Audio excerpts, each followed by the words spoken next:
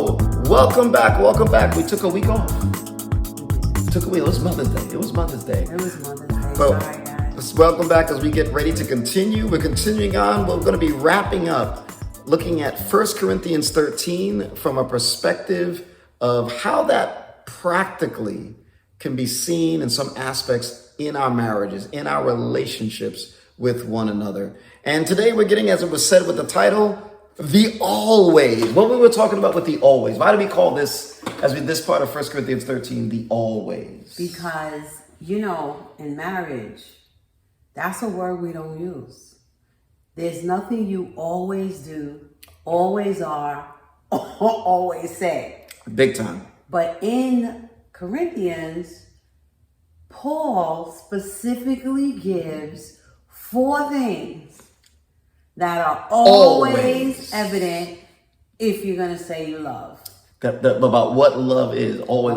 Yeah, I know, it's love. funny. We always say that when you're having an argument, for example. You always. Never say never. Yeah. Never say, oh, you always talk to me. You always are late. You never take me out. Right. Because usually when you say that, it's an exaggeration, number one. It is an exaggeration. And it dismisses the exceptions, and it may be a lot of times. And your vision is clouded because you're mad. Because you're mad, right. Or you're just speaking out of, That's how you feel. That's how you feel. You feel like it's a heavy every single time, but nothing's old. And like we were talking about for Paul, and this is what he's talking about, a situation where he points what love is, right? Starts off very clear and positive. He's trying to give a picture in a really tense environment. Yep. Okay, this is in conflict. This is what love is, even in conflict. Then he goes into the knots. This is what love is not. And now he wraps it up to kind of I feel like he really wraps it up with, okay, here are some for always. For always. I heard from a message, I can't even remember who said it. Somebody may, if you know, give us it on the chat. I heard a message where at the end of the sermon, he summed up this last part about love always protects, always trusts, always hopes, and always perseveres, which is there in 13 and verse 6. He said, 1, in the face of repeated disappointment, love assumes the best. Assumes the best. First, it assumes the best. It's going to assume that no, you didn't do this. This didn't happen. It's probably an explanation. So you go in assuming the best. There's a reason. But in the face of continued disappointment, in other words, you assume the best and they did do it. It really did happen. They did do it. They did say it. It did happen. Love hopes for the best. We'll get through this. We'll get we'll get past it. There'll be grace. There'll be forgiveness. We'll work this through. Always, right. Love has this characteristic of assuming the best, and has this characteristic of always hoping for the best. And then finally, he says, in the face of even after that, turns out it keeps happening again and again and again. Looks like it's not changing. No time soon. He ended with love patiently waits. Wow. That's perseveres. It hopes for the best. Assumes the best, hopes for the best. And then patiently waits. And then even after that, love has the quality of patiently waiting. In other words, Paul's saying that that's 4 qualities. And of course, at the beginning, it's always protective. Love always seeks to protect the other person. Right. I look at that as hearing that just like water is always H2O, always. Chemically. If it ain't H2O, it's peroxide or alcohol or something, right? But it ain't water. You cannot exit out protecting hope, trust, and perseverance and still label it loving somebody. Is that a good summary? That's good. And I understand it. Like we always talk about heart and head. I understand it in my head, but in my heart, right now, as I think about it, I'm grateful for it because you know what I thought about?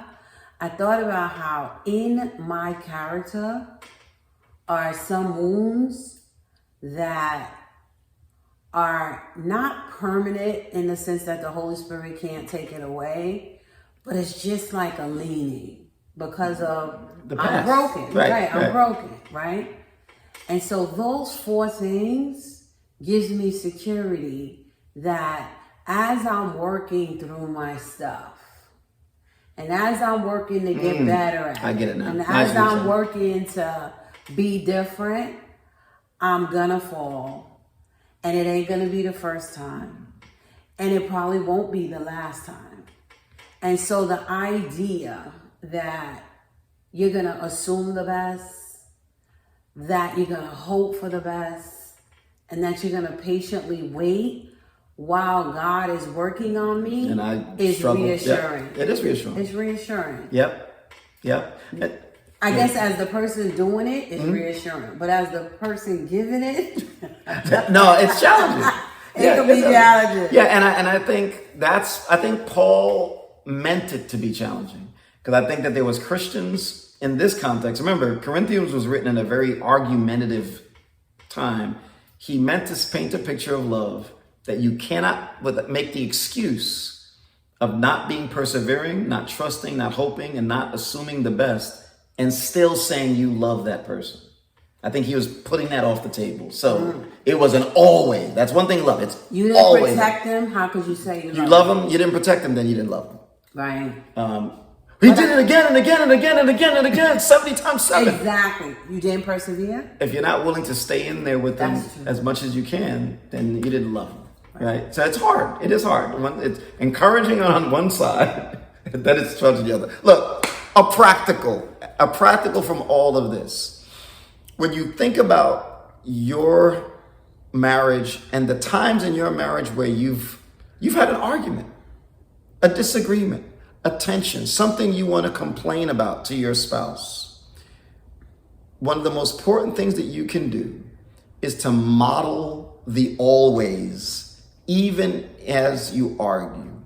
In Gottman research, I've learned that the couples whose marriages last have what they call the 5-to-1 ratio. What in the world is that about? 5 positive moments in an argument opposed to one negative in that argument. In other words, for every moment of anger and complaint, there's 5 moments that communicate I love you, shared humor, affection, appreciation, empathy, little things in the argument. I'm not talking about after or before the argument, but in that argument that may last 5 minutes to 2 hours, whatever it is. They said those are the couples that do well. My encouragement, the next time you have a bump, apply that. Think about a way that you can, in the argument, say things, in the middle of the argument, say things like, Okay. I don't like that, but I'm going to try and listen. Say it again. Say it okay, again. that's a sign of I'm there for you. I'm going to get through this. Saying things like, Let's stop. Let's stop. Let's get some food. And let's come back to this. that's powerful. In the middle of an argument. That's saying I love you enough to keep this from getting out of hand. You notice she touched my shoulder. Yep. I still love you enough to touch you. Rather than, get off me. And I could have reacted that way. But I probably don't. I gave a sign of affection just by staying there, not doing that, right? It's in those moments. You realize that you can be angry at your spouse and still say, I'm really angry. I love you, but. I like to call it the I love you, but. I love you, hon, but I'm really upset. Anything that does shared humor, affection, empathy is going to help you get through your conflicts. Let's put that into practice. And remember, it's an always. And this has been good. This has been great.